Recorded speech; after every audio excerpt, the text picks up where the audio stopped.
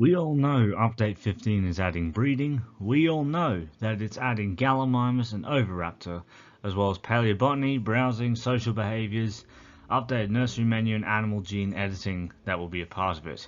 But if there's anything more exciting than PK's next update, it is the updates that follow. Because the roadmap has changed dramatically, so we are no longer looking at Update 20 for release. We are looking at full launch around Update 19, but it's Update 16, 17 and 18 that have some exciting additions to their lineup, and so has Update 19, with a total of 35 species at least coming between Update 15 and launch. But what species could fit into these updates? Let's take a look at each of them in detail. So first up is Update 16, which is adding animal health and wellness, as well as disease and death, as well as vets, flat rides, a terrarium and the terrarium rework. And the species we know right now would be Compsognathus, Yichi, Tiktaalik, and Cymosuchus. Now all these things together make it a fairly solid update, with the flat rides I'm hoping being like a truck tour that allows you to create a safari-like experience for your guests. But there are a couple of other exhibit animals, one being an insectivore, a herbivore, a carnivore, a piscivore, and another carnivore. So what creatures will be filling these slots? I've got 5 in mind, two of which being dinosaurs, one a dicynodont, an amphibian, and a synapsid. So my first idea for an insectivore is probably one of the most obvious. Mononychus being depicted here, like in Prehistoric Planet, being an insectivore, hunting for insects inside of tree hollows, using its large claws to whittle out bugs and other invertebrates. Next is the burrowing Dictodon, which is a popular fan request. And honestly, I can see it being added instead of something like Lystrosaurus for a Dicynodont edition. And for a carnivore, I would have to say Beelzebufo is one of my top choices. I would love to see the devil toad added into Prehistoric Kingdom. It's just a very iconic prehistoric animal, and is small enough that it would certainly be able to fit into the exhibit boxes, or like whatever the terrariums will end up looking like.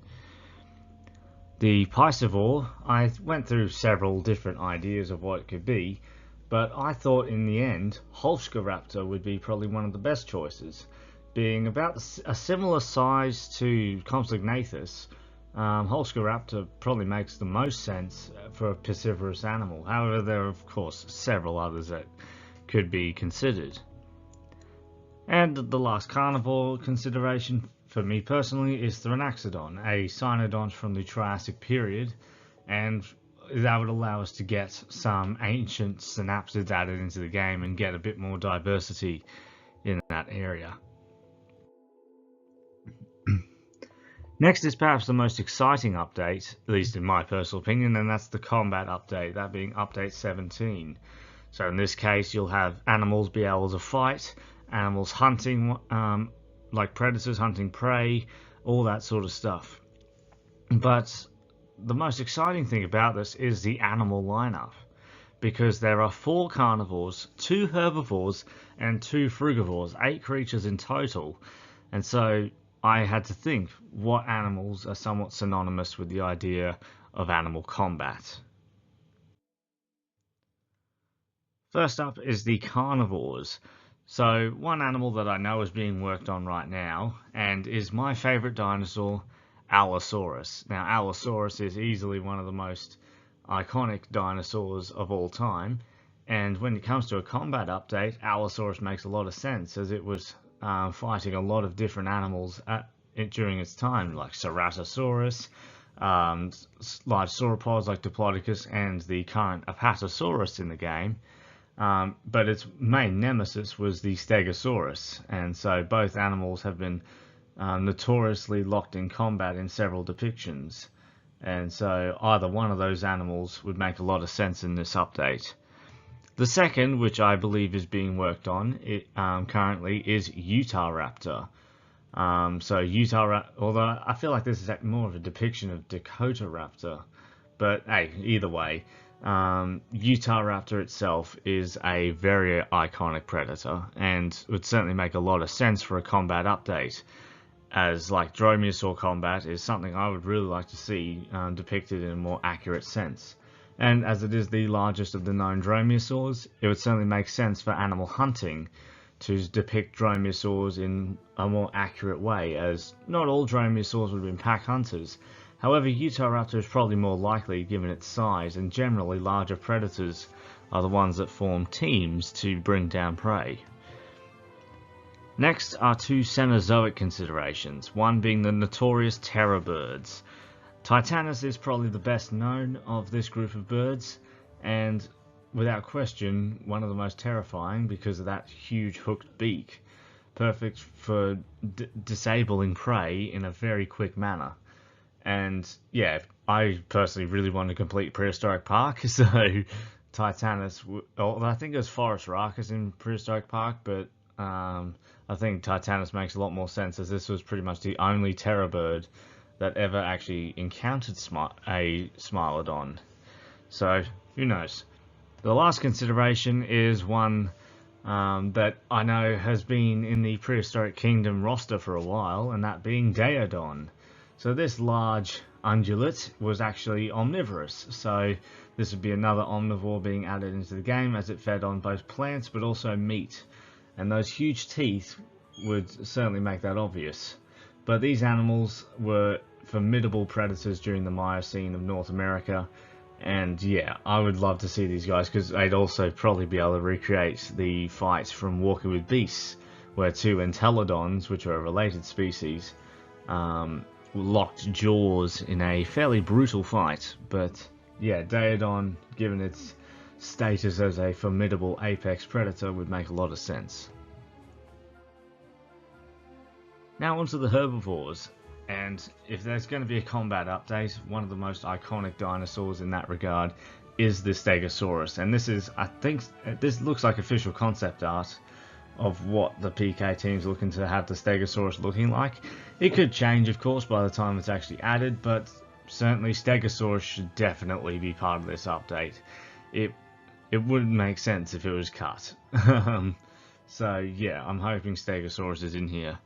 But the next herbivore I think makes a lot of sense as well, and that being the Megatherium. So giant ground sloths are known for having these huge claws on their hands, similar to their tree sloth cousins today, but like their modern cousins, they would have used them more for browsing on vegetation. So they would reach up, use those claws to hook branches and bring them down to a browsable level. But these claws are also large enough and sharp enough to deliver damage to opponents, such as other ground sloths and even formidable predators like saber-tooths. And yeah, Megatherium is probably the most iconic of all the ground sloths, and probably the most iconic Cenozoic animal that isn't from the oceans that's left to be added into Prehistoric Kingdom. So yeah, fingers crossed we can get a ground sloth of some kind, if it's Megatherium or not. And then we go to the two frugivores. So a frugivore is basically a fruit eater, and Pachycephalosaurus is known for being as such. So they would have fed on fruit as well as other plants and even insects. So these guys would have fed on a whole variety of food items. But if you're going to do a combat update, Pachycephalosaurus is easily one of the more iconic animals to consider, basically because they are made, their heads at least, are made for combat. And yeah, I'd certainly like to see that recreated in Prehistoric Kingdom. And the second frugivore consideration that I have here is similar to the Megatherium, in that its huge claws were used more for assisting it while feeding. But Therizinosaurus is definitely an animal that I really want to see in Prehistoric Kingdom, because they would make it fairly accurate, so I'd be very excited to see an accurate Therizinosaurus in a paleo game, because we don't really see that often. But yeah, Therizinosaurus has to be in here, surely. Now on to update 18. So this is the wetlands update. But it's also adding a whole variety of other things. So we have breakouts, fence destruction, human casualties, as well as security and engineers. So all crucial stuff that would make a lot of sense for a dinosaur park. Like, these dinosaurs are going to get out, whether you like it or not, and other creatures, of course, will get out. Fence destruction, like, no fence is truly animal proof unless it's made of concrete, but even then, some dinosaurs could push their luck. And human casualties, like that, I'm curious to see what that's going to be like. But security and engineers, I think that would be the last staff members that would be being added into the game, I would assume. But of course, we have the wetland map also being added, as well as 2 piscivores and a carnivore.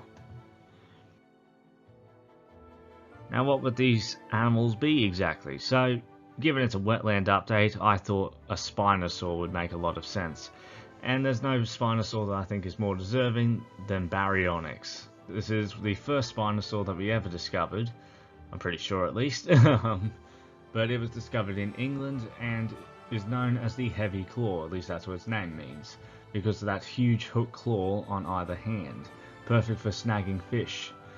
And this would also be a great opportunity to show off other ideas in paleontology on what Spinosaurs look like.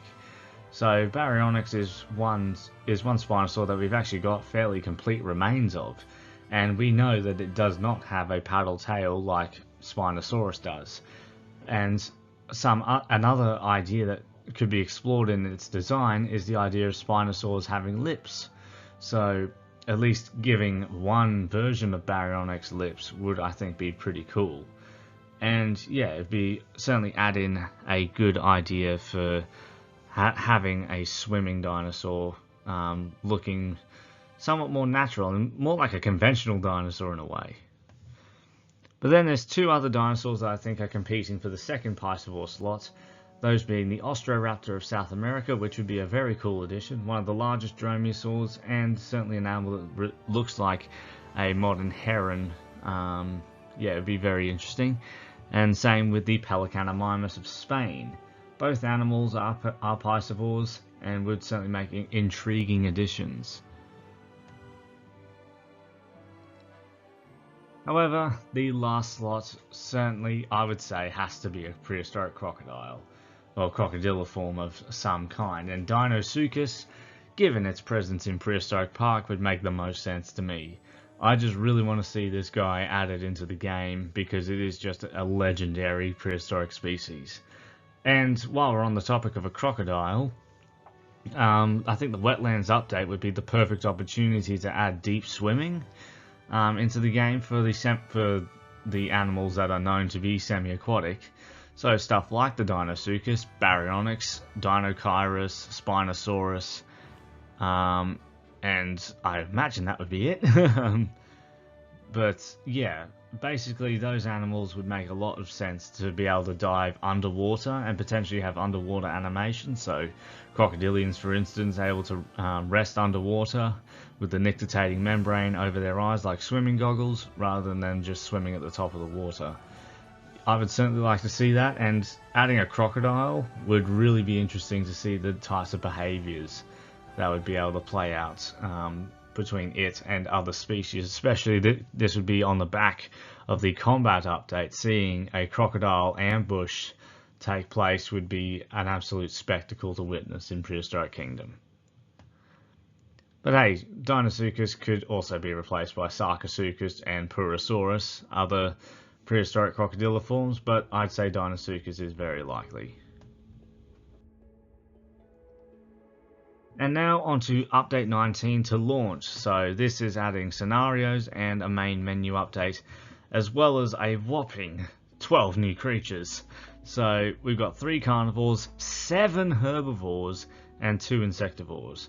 So there's a whole range of animals that can be considered in this area, but I would think that this would be the opportunity to sort of fill out some groups of dinosaurs and other prehistoric animals that haven't been filled yet, and diversify a couple others to just have a range of different species to choose from. So when it comes to carnivores, I'd say one dinosaur would be quite likely, that being Carnotaurus, because after all those animals there would not be any abelisaurs, and I'd say Carnotaurus would be a perfect animal to release with the launch update. And yeah, like there's not much to say on that. It's an animal that needs no introduction. It's Carnotaurus. Everyone knows Carnotaurus. And I think it would also be a great opportunity to add a famous species from the Permian, Dimetrodon. And I think Dimetrodon was actually featured as one of Prehistoric Kingdom's original logos. So I think that would be a great way to sort of introduce the Permian era into Prehistoric Kingdom with an animal such as this, because it is literally the face of the Permian. When people think of the Permian, you're going to think of Dimetrodon as one of the creatures that first comes to mind.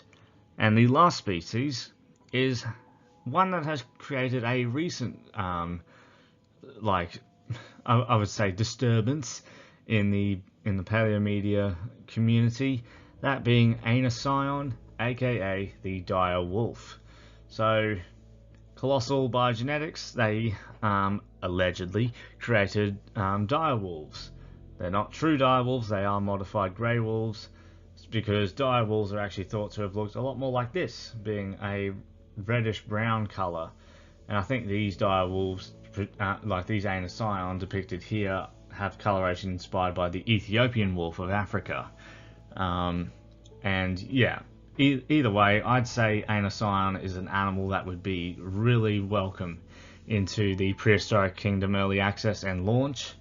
And like, it is one of the more famous extinct animals, not just because of Game of Thrones, I hope, because yeah, they were formidable predators, able to see off wolves and several other large predators of their time.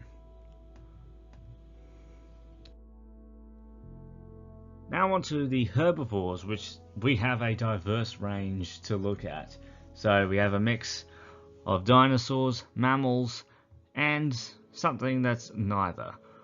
However, first is Diplodocus, easily one of the most famous sauropods known, and a true titan of the Jurassic period.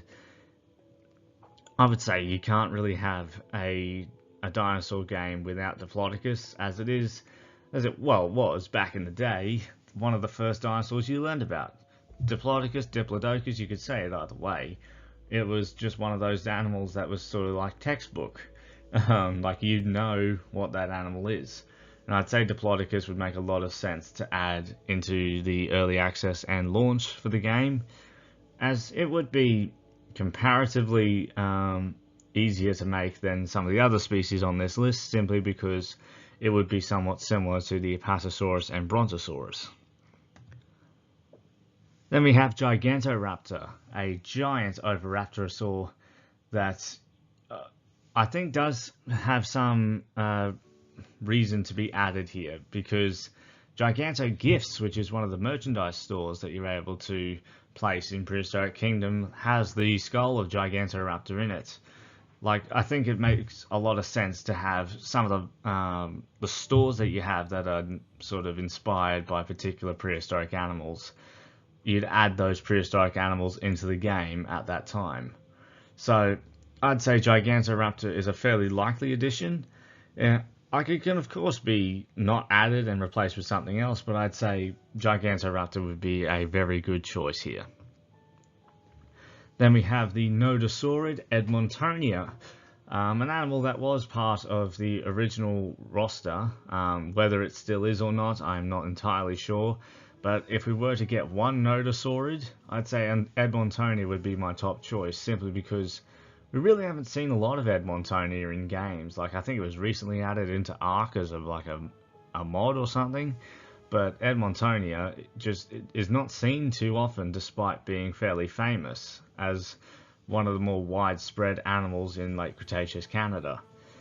But either way, I'd say any Nodosaurid would be good. I just hope it would be Edmontonia.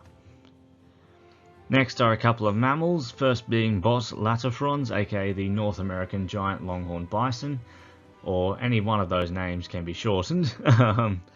But basically, this is also an animal that was part of the original roster. Whether it still is or not is, well, to be seen, but I would say adding a bovine into the game would make a lot of sense, and certainly expanding on the La Brea tar pits formation, adding many more animals to that roster, it would make a lot of sense, because it is a very important paleontological formation, and the diversity of animals that were there is absolutely astonishing, and adding the bison would make that just even more diverse in the game. And next is one of the giant armadillos, the Didacurus, possibly the most distinctive of all the Cenozoic armadillos, given its large size and clubbed tail that would have used as a defense largely against its own kind. But Didacurus or alternatively Glyptodon would be great additions, because they are another famous group of ancient Cenozoic animals. A diverse stegosaur consideration would be Kentrosaurus. So Kentrosaurus, most people would know Kentrosaurus, I would say. It is an African stegosaur that was discovered in the Tendaguru formation of Tanzania. And yeah, it would be a great addition, because it is smaller than Stegosaurus, but also has a different appearance, having plates that eventually turn into spines going down the tail. But yeah, any stegosaur that isn't Stegosaurus just would help diversify the family, because Kentrosaurus, even though not depicted in this image in particular, is known for its shoulder spikes as well. Then the last animal that is part of the herbivore selection is Arthropleura, one of the most infamous of all prehistoric invertebrates. However, it was not any danger to, well, anything really. It was a gentle herbivore that would have fed on mosses, ferns, all sorts of different plants that grew at the time during the Carboniferous period. But given we have a statue of Arthropleura, I would say, depending on how the terrarium system works, Arthropleura would be one of my top choices. And lastly, the two insectivores, which would be terrarium species as well.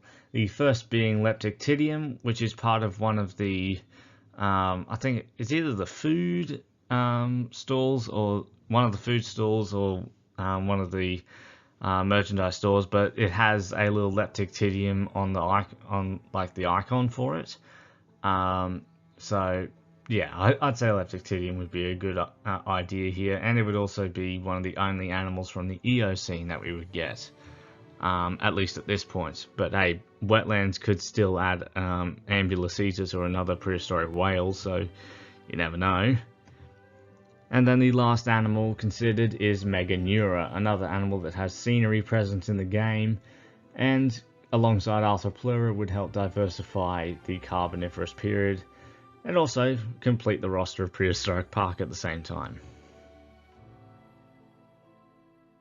There are a few other things that are being worked on in the background, such as genetic traits, so basically traits that would be passed on from the parents to the juveniles, but that could be added in the breeding system. You also have usable bins, path curbs, wind and water and weather improvements, a heat system, random objectives, UI messages, and animal trading as well, which is just so exciting overall. The things this game will have at launch are just going to be absolutely incredible. Having both Jurassic World Evolution 3 and the full launch of Prehistoric Kingdom getting closer and closer, it's certainly a great time to be a Paleo fan. But let me know in the comments, what species do you hope will make it into Prehistoric Kingdom's early access in the next few updates.